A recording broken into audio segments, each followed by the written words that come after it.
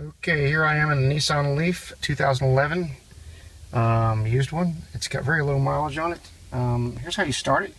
Press the start button and hold down the brake at the same time. When you do, it comes up with all the data here.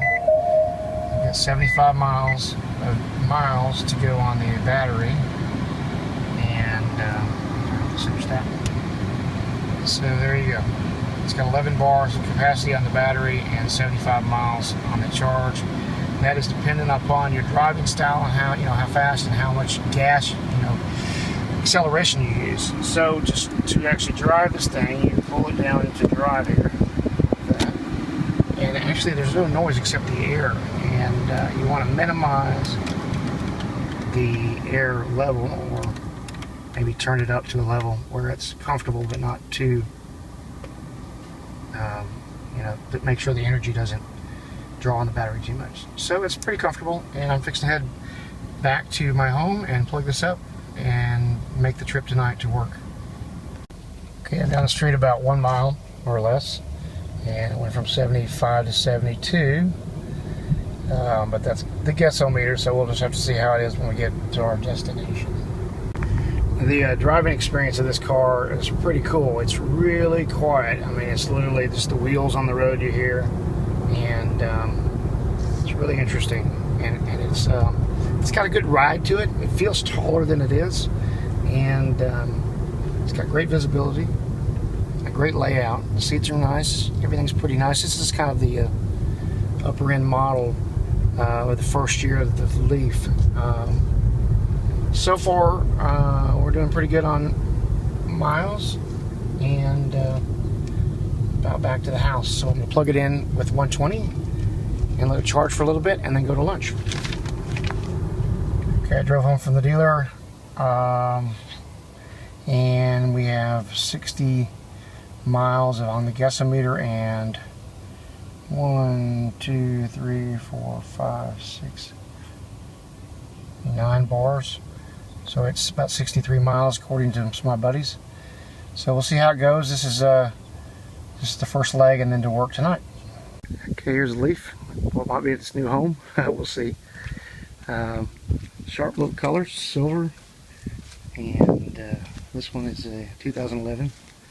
So it's a gamble to take on a new technology and a used car. But the deal that I might get on this is pretty significant for obvious reasons, but if I can make it work, I might do that. So that's the Nissan. We're fixing to take it in the garage and plug it up. This is the trunk of the Leaf. It's a pretty good size, and you can fold down the seats inside.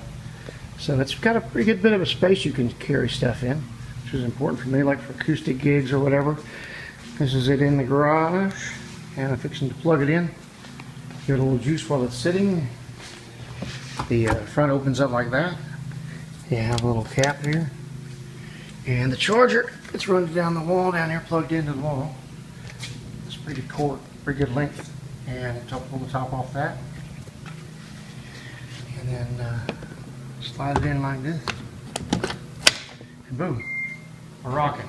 Now, the light indicators here in the front tell you what the state of charge is actually, so it's pretty close to full. I do that, but that's when okay, I'm back from lunch, and I got it plugged back in. I had 53 miles left on the charge, so I'm going to let it sit for the next few hours on trickle charge out of my 120 jack, and then I'm going to go to work tonight and play my gig and see how this thing hauls gear.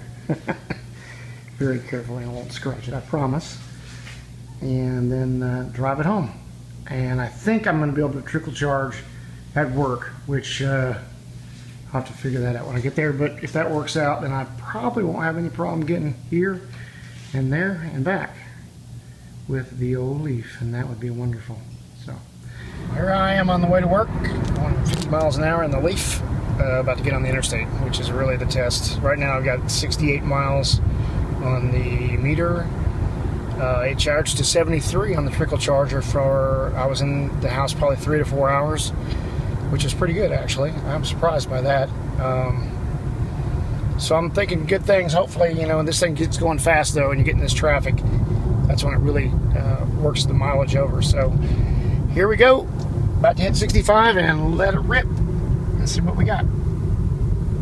Right now I'm 3.8 miles from the house. All right, I'm 7.3 miles from my destination. I've driven 29.2 miles from my house. And I have 24 miles on the guessometer, which actually is probably about, let's see, that's 1, 2, 3, 4, 5, 35 actual miles, I think, is what the battery is actually showing me. So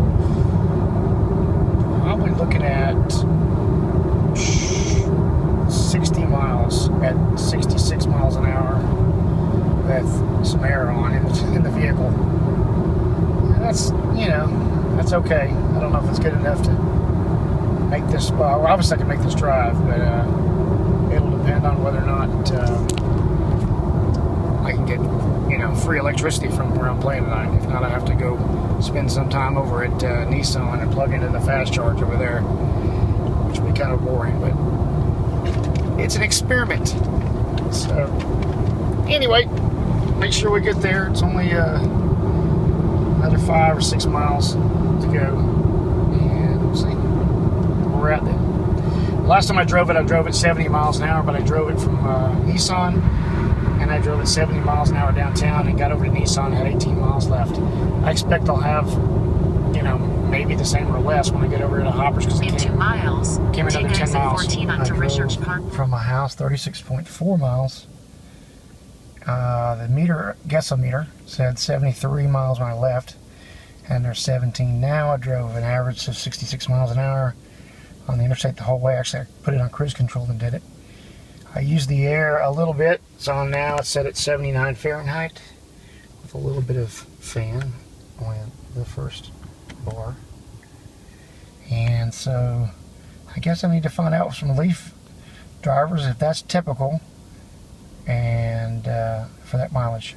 I kind of don't think so, but we'll see. Okay, here it is. Plugged in out back. Seems to be working fine with the rig and the cord on the other end. And that goes over there to the left. 0 to 60 action with the Leaf. This thing flies, man. Watch this. I'm gonna punch it. Here we go. Here we go. 0 to 60. Whee! It's probably good. You get a ticket in the electric car. I drove over to Nissan over on 72 to get charged, and they closed the gates just as we got there, so I had a chance to get here, and I'm actually out of battery just as I pulled into Lynn Layton. Here's a charge station. I'm here, but I had to add 18. I added 18 miles trickle charging at my gig, and that left me with barely enough to get here. So it was close. Okay, it's the next day after my first trial, and I trickle charged from 2 a.m. to 1 today, so that's 12 hours almost, 11 hours, and I've only got 57 miles on my charge. It should be 73, but 3 hours off of that apparently. So that's what the charge time on trickle would be to full from 0. Okay, been a pretty interesting day and a half with the Nissan Leaf 2011 that I've been using for a test. Actually, I really wanted to purchase it, but I don't think I can. But let me get into what I really like about the Leaf and then tell you about the downside of it. I tell you, this car is awesome. It's quiet, it's fast, it feels huge, but it's tiny. You know, the electric motor is just the coolest thing because it's so quiet and it's so much fun to drive. I love this car, and everything about it is quality. It's a very cool car, the Nissan Leaf. But the downside is that if you're using it like me, you're trying to drive at least 40 miles on a charge and drive back 40 miles, which is 80 miles. You're gonna have to charge in between, and I did that last night. So let me kind of go through this. I started out driving 36 miles to my destination, which was my acoustic show. And then when I got there, I plugged into the wall. I had 18 miles left after 36 miles of travel. So I had 54 miles of total mileage showing that I could get out of the Leaf.